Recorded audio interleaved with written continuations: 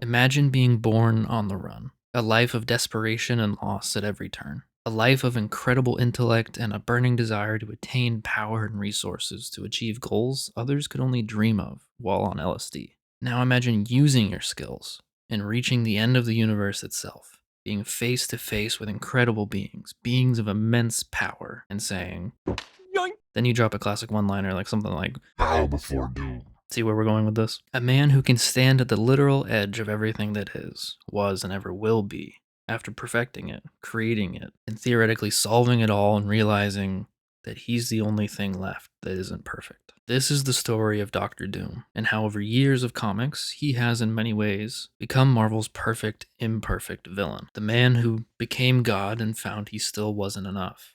Most comic book villains come and go.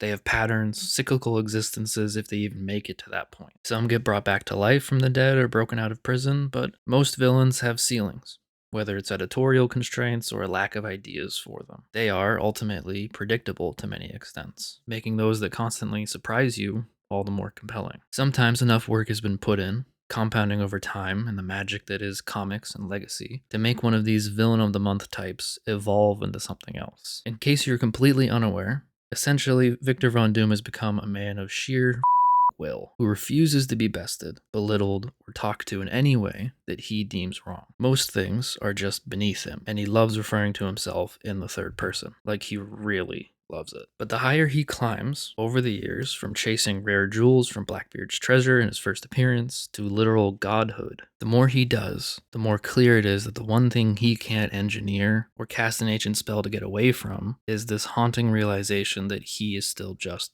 Victor. Boy who lost everything made it his life's goal, his life's mission to control everything. Now, as with comics and characters, Doom's origin shifts like shadows in the night, but for the most part, we know this. Victor wasn't born in a castle. He was born to a tribe of Romani travelers, hunted by state-sponsored violence and prejudice. His life was defined by two anchors, the magic of his mother and the science of his father. Both would lead to their deaths in very different ways. Both would be the bedrock of Victor's goals and skills. His first loss was his mother. She did a literal deal with the devil and lost her soul in a deal with Mephisto to save her people, or so she had hoped. It gave her incredible power, which she used to kill many of the soldiers who were hunting her tribe, but it also cost the lives of many of the children of Latveria as well. Heartbroken by the destruction she didn't realize was a part of the deal, she ends up dying by one of the soldiers after all, and taken to hell by Mephisto. This is Victor's first loss, leaving him with his father, who emotionally sort of retreats from life in many ways. Victor and his father never really talk about the loss.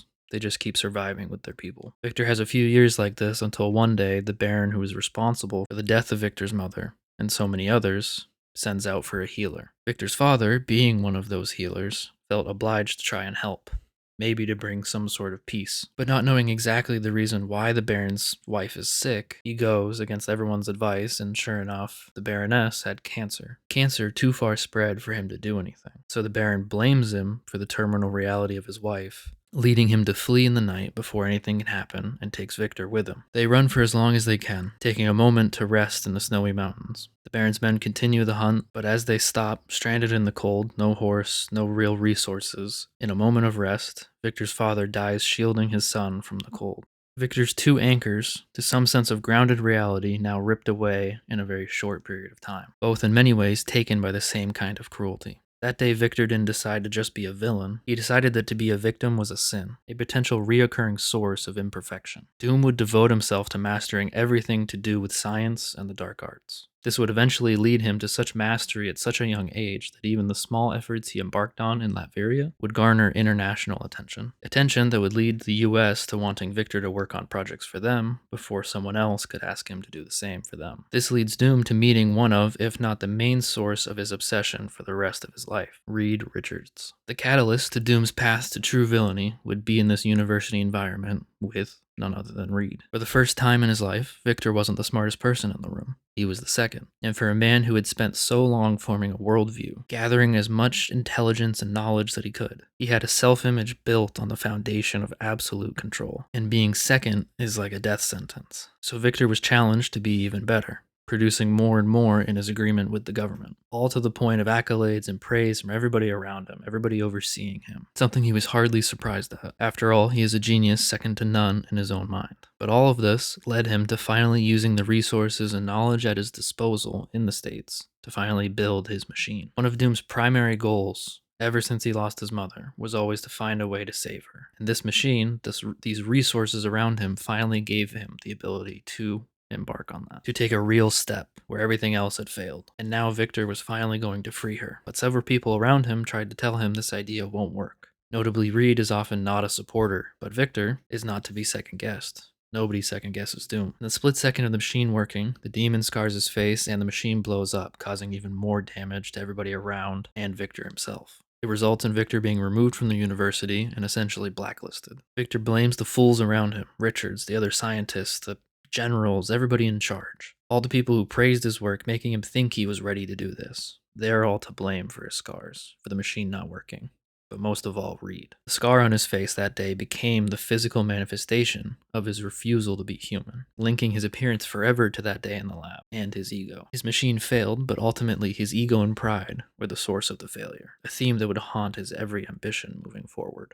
From here, Doom has nothing left but his ambition, and a never-ceasing, almost nagging to be better than Richards and himself. Doom would then embark on a journey, leading him into the mountains of Tibet, on a search for the tools and knowledge necessary to gain the control he seeks. He would master the blend of dark arts and science to a point that none have ever even fathomed. On this journey, he would meet people enamored with his drive and absolute belief in himself and his power. His belief in himself really goes further to what Doom likes to say, the difference between believing and knowing. For most people, it would be this belief in themselves. But for Doom, he knows this about himself. That's how far his ego takes him. But one thing stood between him and the best version he could be at this point. The scars left to him by that machine, by the underworld, by that demon, allowed for a constant barrage of tormenting. He often couldn't sleep, kept up hearing horrible things, or worse yet, the screams of his mother in hell, all distracting him from progressing further. So Doom creates a second skin, a seal to keep the underworld and the outside world from slowing him down. This suit of metal would be his new foundation, protecting Victor like the embrace of his father all those years ago in the snow. Mystically charged and scientifically perfected, the torment of the underworld would also be kept from him finally, as the helmet of Doom would also cover his glaring scar. The dark arts and sorcery that Doom has started to master would protect him from the torment of the underworld, adding something new and unique to his armor. Victor now no longer simply a boy with incredible gifts or intelligence. As the new metal skin is donned, Dr. Doom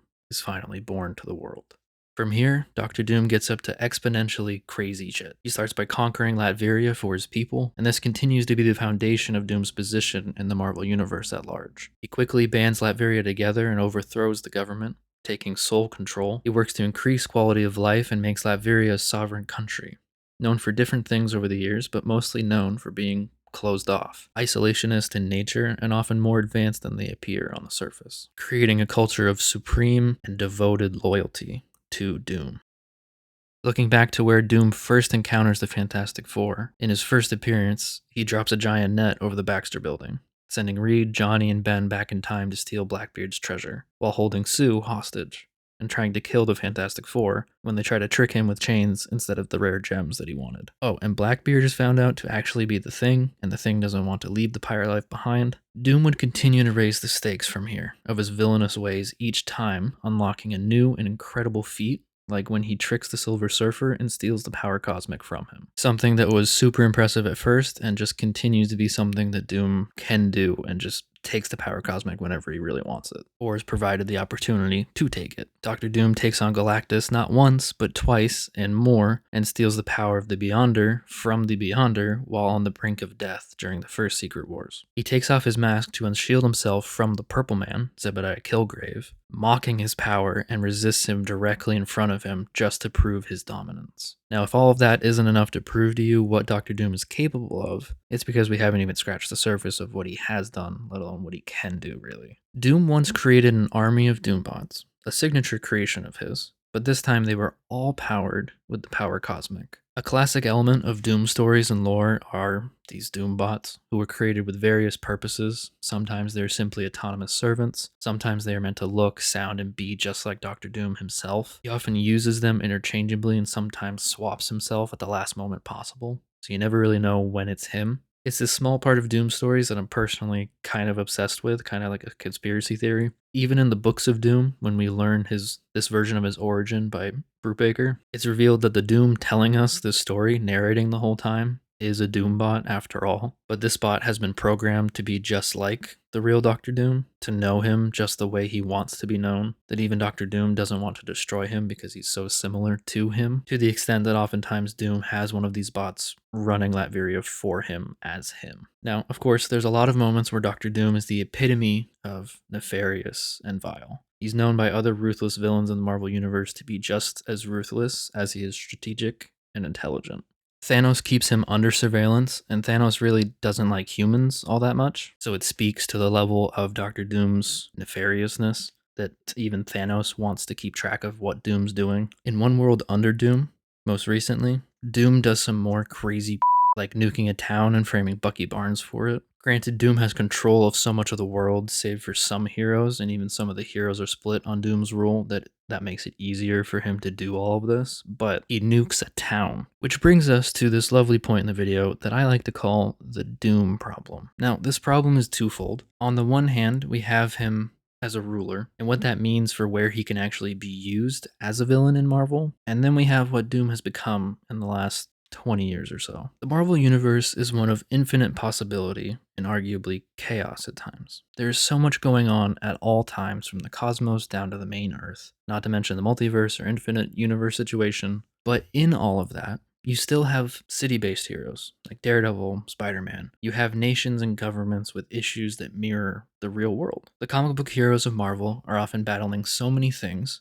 that there is this question of, what do the heroes believe as far as reform or bettering or stopping the system and the cycle, to the point where crime is actually less. They are very good at taking villains and locking them up, but rarely do we get to see actual change that doesn't support the cycle. Now, obviously, there's suspension of disbelief, and we don't want this fantastical world to be exactly the same, and the infinite chaos adds to the infinite possibilities and who can be a villain for what reasons, of course. But we do see villains often take this stopping of the cycle to an extreme sometimes, and Doom might be one of those. Daredevil being one of the heroes who's kind of taken this to the next step in Zdarsky's most recent run, which is now a few years old, which makes me feel old. Daredevil takes this idea, and as King Daredevil, creates this island where notable supervillains and villains can get a shot at breaking the cycle and rehabilitate their lives. Obviously, Daredevil had a war that he wanted people to join as well, so there's other motives, but they were pure in that sense. But so as all of this is happening in the larger Marvel universe, Doom is still this leader of a sovereign nation who aspires to ultimate power, and ultimate power over the world, if not universal domination and everything. Hence, obviously, books like One World Under Doom, the title's pretty self-explanatory there. As Doom often gets this control, however, whether it is temporary or short-lived, eventually both fans and in-universe people start to believe, Hey, that's pretty good. maybe, or is this really that bad? Doom provides and often eliminates crime in the most conventional sense, and then he usually tackles diseases and hunger, etc., which takes us out a lot of desperation, which often leads to crime, taking away housing insecurity, food, all of these things. Then the only crimes then come in the form of disobeying Doom, talking back to Doom, doing something that Doom doesn't like, or because it's a Tuesday, Doom didn't like it that you wore a yellow shirt. Quickly, the world order, Doom's order, just leads to a more intense fascism of some form. But this time with a sole leader who is either Sorcerer Supreme, like in One World Under Doom, who is at the same time a technological genius and an expert in too many fields to count, and he's just extremely obsessed with himself and what he deems to be perfection. So part of the Doom problem is Doom rarely is impeded of his goal, and once he has it, you either for some reason start to forgive his past, just straight up evil deeds, nuking a town, sacrificing his girlfriend to a bunch of demons, what have you. And you start to, what I like to call doomsplain. That people start to actually feel like and explain to you that he's just a really complex guy. He just wants to make the world whole. He's just rough around the edges, or he's really intense. Effectively making Doom almost a benevolent, murdering king of sorts. And this continues to plague the Marvel Universe, because Doom is an unyielding force at the end of the day. A perfect force of will and power that does not take no for an answer. The entire Marvel Universe knows it, and if they don't yet, they will. Even Black Panther has admitted Doom has the ability to become the most powerful man ever. And in the Quest and somewhat controversial Doom War mini series that's from, Doom is on the hunt for vibranium. For a new and special quality that nobody has figured out except for Doom now, to potentially manipulate it into giving Doom the power he seeks to ascend him to godhood. So it leads him to a war with Wakanda for their vibranium vault. Doom's intellect enables him to get past the world's most intense vault until the last test hits. Doom has to come face to face with none other than the Panther god Bast in a test of the heart. Now, I, like many others, probably assumed here that Doom wouldn't make it past this. After all, he's a villain. So a test of his heart and goals would obviously fail him. You can't make it past this. This is clean cut, this is the line. Which is also what other people thought. But nope, Doom lives. Doom passes the test. And eventually all vibranium is destroyed to keep Doom from using it to its full potential for his purposes, but he does pass and get access to all of it. It's the heroes that end up destroying all the vibranium to keep it from Doom. For added context, Bast is not known for just accepting people like this. This is a very intense soul analysis, more known for denying and sometimes destroying people who do not possess a pure spiritual heart in this kind of a test. That's why it's the last lock. Doom's motives were admitted to be horrible and evil, but his end goal, a society where humans truly flourish, was deemed pure and thus allowed Doom to proceed. This would become huge, and I'm sure me just mentioning it right now, there's already going to be comments. It's somewhat controversial for those who remember it and read through it, and it hits us all differently. Everything can be controversial in comics. I learned that very quickly with my last Absolute Batman video. But nonetheless, it is added to Doom's powerful feats. It happened. It was written, take it for what you will, whether it's canon or not, but added to the ever-growing list of what Doom has done. And no matter the feat, it all contributes to this Doom problem for the Marvel Universe characters. In many situations, he creates this ideal society, taking away the pain points of life, but at a cost that some deem okay. There's a larger conversation for comic world leaders, but it's important for us here because it's this interesting part of Doom's character as he scales from Latvian ruler to God Emperor Doom. Often when Doom does get his way, and he's atop the throne of the world, of the universe, and he starts to make his society how he wants it, he fumbles the bag. Sometimes really hard, sometimes less hard, but nonetheless he fumbles. Usually because with that much power, on that big a scale, his ego takes him out in more ways than one. I've mentioned this before, whether you give a character or a person more power, more money, more anything, right? You give them all the resources and take away the usual excuses. You either make what is innate and part of them better, or you make them that much worse. So look back to the first Captain America movie, the super soldier serum, right? If you're to give that bully guy in the army who was just looked on paper like he's the physical specimen, he should get the super soldier serum. It'll make what's already great about him so much greater. Or you take the skinny kid who's genuinely a hero with or without anything, a guy who puts others in front of himself with or without powers, and you give him great power, you get Chris Evans, Captain America, right? And so it's the same thing with somebody like Doom.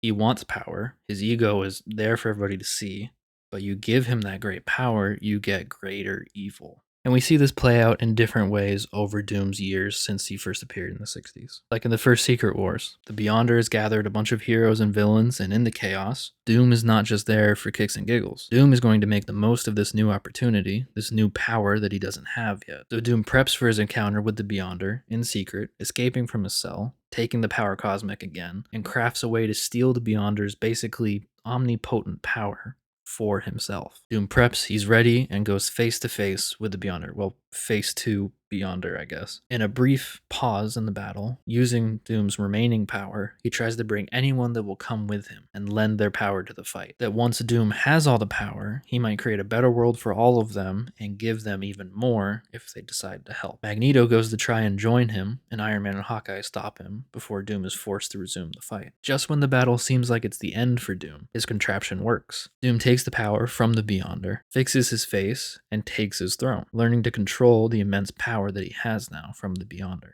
Doom kind of tries to prove to the heroes that this is the best outcome of their situation, even bringing someone back that he disintegrated earlier to try and demonstrate his benevolence. The heroes are split, some are more suspicious than others, and as Doom tries to rest, the Beyonder scheme starts to play out. Now, this is really important here because this becomes a theme over Doom's stories forever forward. The Beyonder's only move is to try and nag at Doom's mind, casting doubts about his ability to control this new power, which after a little while does destabilize Doom, leading him to fall apart. With this new power, Doom can use but a thought, and he can create or destroy. But his doubts lead him to fall apart entirely, with him atomizing Captain America over and over, but recreating him just as fast as he spirals, losing his grip on everything, before the power is just taken from him. And seriously, kudos to Cap for trying to help Doom in the middle of all this, being atomized and re-atomized and all that. Now, as we fast forward to 2015 Secret Wars for another look, we see another attempt of Doom's ultimate control and power. This time, he is charged up with the power of more Beyonders and the help of the Molecule Man.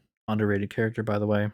Video will come out on him later. But as Doom ascends to godhood again, even more so in this way, I would argue, he rewrites the memories of almost everyone there to believe that this is their reality, that this is what happened as Doom saved the world. Doom's cost, Doom's price for providing this service of saving everyone is to rewrite their reality. He writes Richards out of Sue and the kids' lives, while also taking some anger out on Ben and Johnny. Johnny is forced to become the son for being a defector, as he sort of puts it to Sue. Ben is forced to become this giant wall for him. Thanos is imprisoned until Doom rips his spine out. Doom is full God Emperor Dooming at this point. This is the height of Doom's power in so many ways. He even has Doctor Strange as his sheriff until Steven says something that Doom doesn't like, and a military coalition made up of the Thor Corps. Doom serves this world as God Emperor Doom with a new wife and children with rewritten memories up to that point. He has stuck it to Reed without Reed even really realizing it yet, and he has arguably more power than ever before. But there's one thing missing. Doom this time never fixed his face. Under the new white robes of godhood, under the mask, is still the same man haunted by his ego, by his attachment of Richards to his failures. His scars are still there. Why? Because Doom is a perfectionist who secretly loathes himself. He needs the scar to justify his hate for Reed. If he heals the face, he has to come to grips with the fact that he is just a lonely, profoundly broken man who stole another man's life because he couldn't build his own without all this power. Because even with all this power, Doom's ego never let him get rid of that deep-set inner hatred for just not being good enough. Because Doom knows, and when Doom knows, Doom knows. He's a man of severely complex emotional suppression and obsession. His own limitation is always himself. To Doom's credit, there is no adversary worthy of him except him. At the end of this Secret Wars, his undoing is just losing it when he sees Reed trying to fix what he's done. That and honestly not bringing Molecule Man any food. Doom was too good to bring my boy some food and lost it all. Miles gets to be the MVP in this for keeping a burger in his tight spider's pocket for like 3 weeks or something and getting the inside scoop from Owen. But even at the end of the Secret Wars, in this fight with Reed, like two bickering children at the end of the world, at the end of existence, even Doom is upset with Reed for thinking he could do it better than Doom. And even to Reed's credit, says, "We both know that that's true though, don't we?" And even Doom is like, yes, he does know. And he's so mad about it. He's so mad that he's constantly second to Richards. Even with all this power, even with all of this, he's lost to his ego because he thought he was everything. And anybody who told him otherwise was erased or smacked or ripped the spine out of or whatever. Now, looking back to this last year or so, I do appreciate what they did with Doom in One World Under Doom. I won't spoil the ending because it's worth the read for the fans that haven't picked that up yet. But again, Dr. Doom proves himself a man locked in combat with himself at every turn. No matter the power he attains, the key to Doom is finding who, if anyone, can get through to him, and there's not many Doom will even entertain. For Dr. Doom, every end justifies the means. Even if it's just an armor upgrade for a minute that will cost him the only woman he's ever really loved, like Valeria.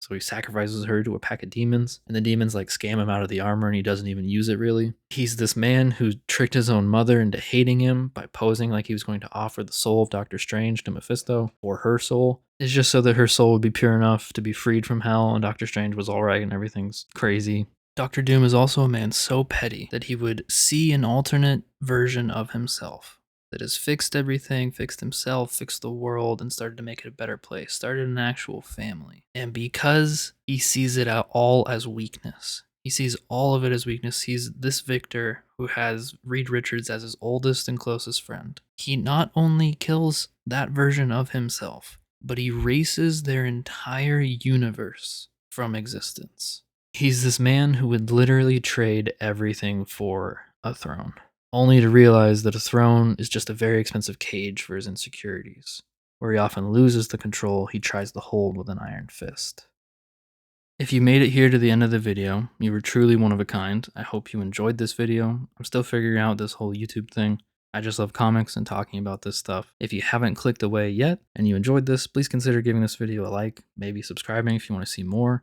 There is a lot more on the way, and it all helps me to continue to make more of these. Coming soon is a video on Absolute Wonder Woman and one of the creepiest Justice League villains you've ever seen or not seen, with the Upside Down Man. Thanks again for watching, and I'll see you guys in the next one.